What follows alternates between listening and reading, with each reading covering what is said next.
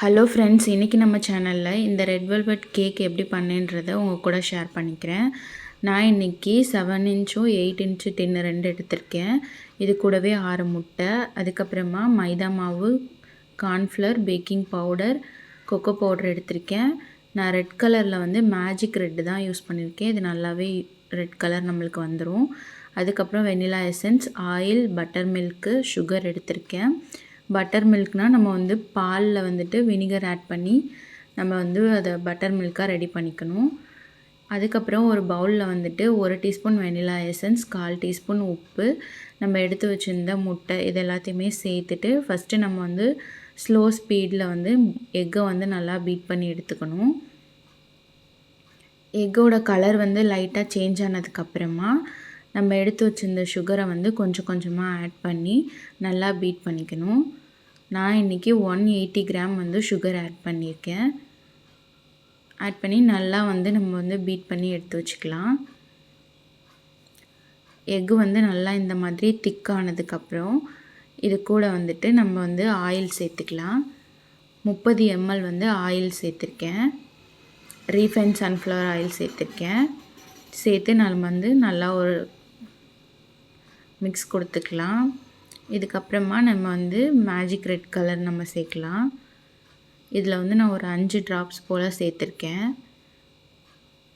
உங்களுக்கு கலர் கிடைக்கல அப்படின்னா இன்னும் கூட நீங்கள் 2 ட்ராப்ஸ் சேர்த்துக்கலாம். அதுக்கப்புறம் ஆல்ரெடி சலிச்சு வச்சுருந்த மாவு வந்து திரும்பவும் இந்த மாவு கூட இந்த பேட்டர் கூட வந்து கொஞ்சம் கொஞ்சமாக சேர்த்துட்டு கொஞ்சம் பட்டர் மில்க் சேர்த்து நல்லா மிக்ஸ் கொடுத்துக்கலாம். இந்த மாதிரி விஸ்க் யூஸ் பண்ணிக்கிட்டிங்கன்னா ஈஸியாகவே நம்மளுக்கு வந்து மிக்ஸ் ஆகி கிடச்சிரும். ஓவர் மிக்ஸ் பண்ண சான்ஸே இல்லை. இந்த மாதிரி நம்ம மாவு பட்டர் மில்க்குன்னு சேர்த்து நம்ம வந்து நல்லா வந்து மிக்ஸ் பண்ணி எடுத்து வச்சுக்கலாம்.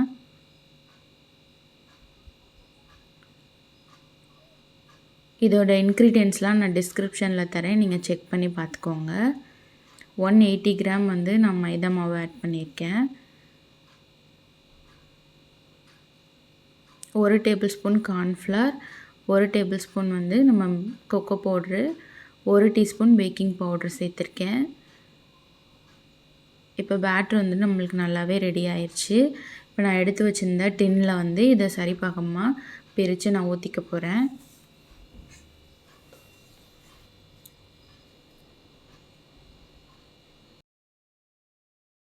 கேக் செய்யும் போது எப்போதுமே நீங்கள் வந்து 2 டின்னில் வந்து பேக் பண்ணி எடுத்துக்கோங்க. ஏன்னா ஒரு டின்னில் வந்து நம்ம வந்து கேக் பண்ணிடுவோம். இன்னொரு டின்னில் ஊற்றின கேக்கை வந்து நம்ம டெக்கரேஷன் ஒர்க்குக்கு எடுத்துக்கலாம். அதனால் எப்போதுமே ரெட் வெல்வெட்க்கு 2 டின்னில் யூஸ் பண்ணிக்கோங்க. அப்போ தான் உங்களுக்கு ஈஸியாக இருக்கும். ஏன்னா நம்ம கேக் கட் பண்ணதுலேயே நம்ம வந்து மேலே உள்ள போர்ஷன் எடுத்து பண்ணோம்னா கேக்கோட வெயிட் வந்து குறையும். இதுக்கப்புறம் நம்ம க்ரீம் ரெடி பண்ணிக்கலாம். நான் இன்றைக்கி 90 கிராம் வந்து க்ரீம் சீஸ் எடுத்திருக்கேன். இது கூடவே 4 டேபிள் ஸ்பூன் வந்து ஐசிங் சுகர் சேர்த்து ஒரு 1/2 டீஸ்பூன் வந்து வெனிலா எசன்ஸ் சேர்த்து நல்லா வந்து ஃபஸ்ட்டு இதை நல்லா பீட் பண்ணி எடுத்துக்கலாம். நல்லா பீட் பண்ணி எடுத்ததுக்கப்புறமா நம்ம வந்து விப்பிங் க்ரீம் ஆட் பண்ணிக்கலாம். நான் இன்றைக்கி 2.5 kg பண்ணுறதுனால கேக்கோட பேட்டர் வந்து எவ்வளோ இருக்கும் அப்படின்னா 330 340க்கு நான் ஊற்றிருக்கேன். அப்போ வந்து நம்ம பேக் பண்ணி எடுக்கும்போது அது இன்னுமே குறையும். ஸோ க்ரீம் வந்து நீங்கள் 200 கிராம் எடுத்திங்கன்னா உங்களுக்கு சரியாக இருக்கும். கேக்கோட வெயிட் வந்து கொஞ்சம் கூடவே தான் நம்மளுக்கு கிடைக்கும். ஃபஸ்ட்டு வந்து விப்பிங் க்ரீம் அடிக்கும்போது ஸ்லோ ஸ்பீடில் அடிச்சுட்டு திக்கானதுக்கப்புறமா நம்ம வந்து ஸ்பீடு இன்க்ரீஸ் பண்ணி நீங்கள் வந்து பீட் பண்ணிங்கன்னா நல்லா ஸ்டிப்பிக்காக வந்துடும். நீங்கள் வந்து அடித்ததுக்கப்புறம் இப்படி பவுலில் கவுத்திங்க அப்படின்னா க்ரீம் வந்து விழக்கூடாது, ஸ்டிஃபாக அப்படியே நிற்கணும். அப்போ தான் க்ரீம் வந்து ரெடி ஆயிடுச்சுன்னு அர்த்தம். இதை நான் இன்றைக்கி 2 பைப்பிங் பேக்கில் போட்டு நான் ஃப்ரிட்ஜில் வச்சுக்கிறேன். கேக் வந்து கம்ப்ளீட்டாக கூல் டவுன் ஆகிற வரைக்கும் இந்த க்ரீம் வந்து ஃப்ரிட்ஜிலே வச்சுக்கலாம். இந்த மாதிரி நீங்கள் வந்து பைப்பிங் பேக்கை கட் பண்ணாமல் நீங்கள் வந்து க்ரீமை ஃபில் பண்ணிவிட்டு ஒரு நாட் போட்டு நீங்கள் உள்ளே வச்சிடலாம். என்னோடய க்ரீம் எவ்வளோ ஸ்டிப்பிக்காக இருக்குதுன்னு பாருங்கள். நான் ஸ்பேச்சுலாவால் எடுத்து கவுக்குறேன், அது கீழே விழலை. அதுக்கப்புறம் நம்மளோட கேக் வந்து சூப்பராகவே பேக் ஆகி கிடச்சிருச்சு. நான் 180ல் 35 மினிட்ஸ் வந்து பேக் பண்ணி எடுத்துக்கிட்டேன். இப்போ நம்ம இதை வந்து நல்லா கூல்டவுன் ஆற விட்டாச்சு. இதை வந்து நம்ம இப்போ கட் பண்ண போகிறோம். இதை 3 ஸ்லைஸாக கட் பண்ணி எடுத்துக்கோங்க. பாருங்கள் எவ்வளோ சாஃப்டாக எவ்வளோ ஸ்பாஞ்சாக நம்மளுக்கு வந்து ரெட் வெல்வெட் வந்து கிடச்சிருக்கு அப்படின்ட்டு. கண்டிப்பாக என்னோடய மெத்தடை ஃபாலோ பண்ணிங்கன்னா உங்களுக்கும் இதே மாதிரி பர்ஃபெக்டான ஸ்பாஞ்ச் கிடைக்கும். ஸோ இதை வந்து நீங்கள் ஈவனாக வந்து 3 பக்கமாக பிரித்து கட் பண்ணி எடுத்து வச்சுக்கோங்க. நல்லா கட் பண்ணி எடுத்துகிட்டு இது கூடவே நம்ம வந்து சுகர் சிரப் வந்து ரெடி பண்ணி எடுத்துக்கலாம். 1 கப் வாட்டருக்கு நம்ம வந்து 4 டேபிள் ஸ்பூன் வந்து சுகர் ஆட் பண்ணி நல்லா மிக்ஸ் பண்ணி எடுத்து வச்சுருக்கேன். இப்போ கேக் போர்டில் வந்து கொஞ்சமாக க்ரீம் அப்ளை பண்ணிவிட்டு நம்ம வந்து பேஸ் வந்து எடுத்து வச்சிடலாம். இதில் வந்து நீங்கள் இடையில வந்து ஒயிட் சாக்லேட்டில் கூட நீங்கள் வந்து டெக்கரேஷன் அதாவது ஒயிட் சாக்லேட் திருவி கூட இதில் நீங்கள் கொடுக்கலாம். அப்படி இல்லைன்னா ப்ளைனாக இதே மாதிரி கூட நீங்கள் பண்ணலாம். இதுதான் ஒரிஜினல் ரெசிபி. ஒயிட் சாக்லேட் சேர்த்திங்கன்னா இன்னுமே டேஸ்ட் அதிகமாக இருக்கும். அப்போ நீங்கள் கேக்கில் வந்து கம்மியாக சுகர் சேர்க்கணும். சுகர் சிரப்பும் நீங்கள் கம்மியாக ஆட் பண்ணணும். எல்லாமே நீங்கள் வந்து குறைச்சிட்டு நீங்கள் ஒயிட் சாக்லேட் சேர்த்திங்க அப்படின்னா சாப்பிடும்போது ரொம்ப ஸ்வீட்டாக நல்லாயிருக்கும். இப்போ நான் ஒவ்வொரு லேயருமே இதே மாதிரியே நான் வந்து சுகர் சிரப் போட்டுட்டு அதுக்கப்புறம் க்ரீம் போட்டு இந்த மாதிரி நான் எடுத்து வச்சுட்டேன். நான் டைரெக்டாகவே நான் வந்து மெயின் கோட்டே கொடுத்துக்கிட்டேன். ஏன்னா நல்லா க்ரீம் வந்து செட் ஆயிடுச்சு. அதனால் நான் மெயின் கோட்டே கொடுத்து நான் எடுத்துக்கிறேன். நம்ம வந்து 200 கிராம் க்ரீம் வந்து மெஷர் பண்ணி எடுத்து இந்த மாதிரி பண்ணோம் அப்படின்னா நம்மளோட கேக் வந்து கரெக்டாக ஈவனாக இருக்கும்.